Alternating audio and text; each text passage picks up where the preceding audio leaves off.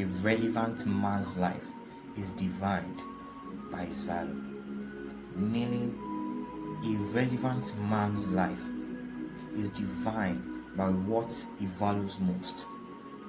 And then before I move on, there is actually something my dad used to say, which I've held on to, and anytime I want to make any decision, I have to sit down and then think about it.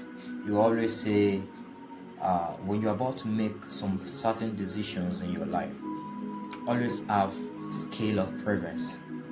Scale of preference, which means what Paul was telling us, that all things are lawful for me. And that which is lawful for me, they are not expedient, and that which is expedient is not glorifying. That's a scale of preference.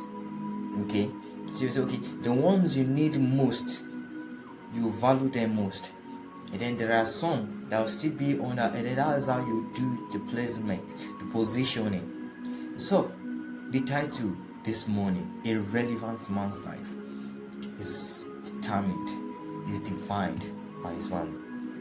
A man's relevance is not determined by how feasible he is. A man's life is not determined by how feasible you look, how loud his voice sounds, or how quick he gains recognition, or maybe when you are outside, how quick you gain recognition. Your life is not determined by all this. Relevance is deeper than attention. It is rooted in value. For you to be a relevant man, there are some certain things you need to value at a certain stage of your life for you to be a relevant man. And value is what gives a man weight in the world of noise. Value is what gives a man weight. That's what gives a man voice. That's what your voice is. What you value, that's what makes people to recognize you. What you value, the things you do, the things you value more, the things you showcase to the people, that's what gives you weight in the world of noise.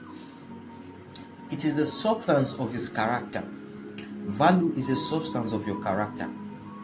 That's why we see a man, whatsoever a man does, the character at which a man is living with determines what he values.